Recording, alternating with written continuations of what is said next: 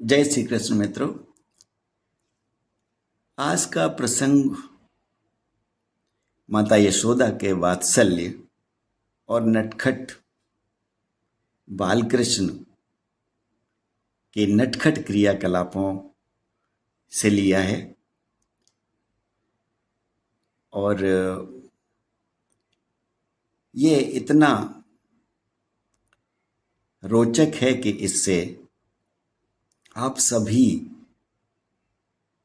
अपनी अपनी कल्पना में खो सकते हैं। जैसे कि माताएं, जो बड़े बच्चों की माताएं हैं, वो अपने भूत की कल्पना में खो सकती हैं। जो वर्तमान के माता पिता हैं वो अपने लाडलों की आजकल की नटखट क्रियाकलापों से अपने को कल्पना में ले जा सकते हैं। और जो बच्चे हैं वो अपने बचपन के माता के उपचारों को याद कर सकते हैं और आनंदित हो सकते हैं। अगर ये मेरा वीडियो आपको अच्छा लगे तो मेरी एक प्रार्थना है कि आप कृपया इसे लाइक, कमेंट और सब्सक्राइब करें। तो बात उस वक्त की है कि माता यशोदा कृष्ण को अपने पास आते देखती हैं और वो दही को बिलोती हैं। बिलोते वक्त कृष्ण आते हैं, वहाँ उनकी कई सारी मटकियाँ दही की वहाँ रखी होती हैं। उनको वो खाने को देती हैं, पर वो खाने को इधर उधर फैला के गालों वालों का अपना श्रृंगार करके मक्खन को वहाँ लपेट के और चले जाते हैं और मटकियों को फैला देते हैं। अब माता उनकी रोज के नटखट क्रियाकलापों से परेशान हो चुके हैं, तो रोज सोचती हैं कि क्या क्या क्या उपचार किया जाए। अब देखिए, कुछ माताएं तो अपने बच्चों का उपचार झाड़ू से कर देती हैं, झाड़ू लेके फैल पड़ती हैं बच्चों पे। कुछ माताएं डंडे से उपचार करती हैं, डंडे से कुटाई खूब। कुछ माताएं बच्चों को घर के बाहर खड़ा कर देती हैं। ये उपचार बड़ा अच्छा है। बच्चे रोते हैं, डरते हैं, रात को बाहर कर दिए तो बच्चे रोते हैं, डरते हैं, थोड़ी देर बाद उन्हें डरा धमका के अंदर कर लेती हैं। माँ का वात्सल्य है। तो बच्चों को समझाने के लिए कुछ भी माताओं के पास बड़े हथकंडे हैं। तो माँ यशोदा सोचती हैं कि मैं डंडे से मारूंगी तो लाला तो मेरा कान्हा बड़ा नाजुक है, चोट लग जाएगी। झाड़ू से मारूंगी तो विचार तो उनके भी आते हैं, सभी माताओं के आते हैं ये उपचार के। फिर सोचती हैं कि इसको बाहर निकाल दूंगी तो कोई उठा ले जाएगा मेरे लाला को। फिर सोचती हैं कि इसको दिन में बाहर निकाल दूंगी तो सोचती हैं मेरा लाला बहुत सुंदर है, इसको नज़र लग जाएगी। तो बड़ी परेशानी, क्या करें। तो वो एक दिन दही बिलोने वाली जो काठ की पहले हुआ करती थी यंत्र, उस यंत्र के खंबे से बांधने की कोशिश करती हैं। बांधने का विचार आता है कि इसको बांध देती हूँ उससे, इसकी सारी शैतानियाँ बंद हो जाएंगी, चलना फिरना इधर उधर बंद हो जाएगा। तो वो बांधती हैं, रस्सी छोटी पड़ जाती है। तो फिर कहती हैं आज तो तुझे छोड़े दे रही हूँ, रस्सी छोटी पड़ी, कल बड़ी रस्सी लाऊंगी।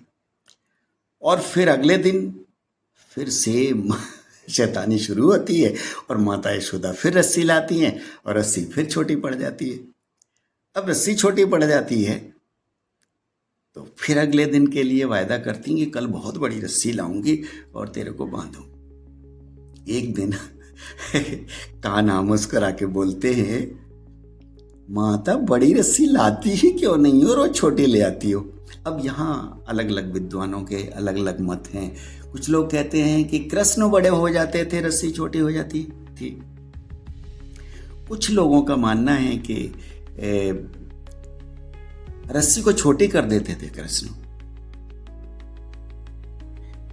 पर मेरा मत अलग है। मेरा मानना यह है कि माता जानबूझ के सिर्फ डराने धमकाने के लिए छोटी रस्सी लेके आती थीं और उनको अगले दिन कहती कल बड़ी लाऊंगी, अगर शैतानियां बंद नहीं हुई तो अब माता किसी बच्चे को दंड देना नहीं चाहती। माता के पास अथाह वात्सल्य का सागर है। माँ की ममता अथाह होती है, वो किसी बच्चे को दंडित नहीं करना चाहती। और कभी कभी तो परेशान हो जाती है और बच्चे के डायलॉग सुन के अंदर से उसका प्रेम उमड़ जाता है और उस प्रेम उमड़ने पर वो बच्चे को फिर गोद में उठा लेती है, उसी बच्चे को जिस पर गुस्सा आ रही थी। तो अब देखिए, गुरु ग्रंथ साहिब में पृष्ठ संख्या 478 पे भगत कबीर लिखते हैं कि सुत अपराध करत हैं जेते, जननी चित राखस नहीं देते।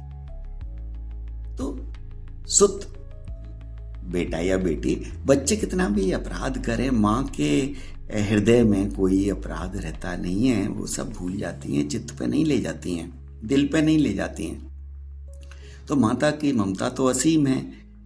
मेरा मानना ये है कि कृष्ण इन सब क्रियाकलापों से, अगर भगवान कृष्ण हैं तो वो अपने क्रियाकलापों से माता की महत्ता को, माता के वात्सल्य को समझाना चाहते हैं कि मैं रोज हरकत करता हूँ और रोजाना माँ ये दंड देती हैं, फिर भी माँ मेरी गोद को अपनी गोद में उठा लेती हैं और वो फिर शैतानी करना शुरू कर देते हैं। तो इस दृश्य को मैंने अपने सवैया के माध्यम से प्रस्तुत किया है, पर यह सवैया मैं कल ही आपके समक्ष प्रस्तुत कर पाऊंगा क्योंकि वीडियो की लंबाई ज़्यादा हो रही है।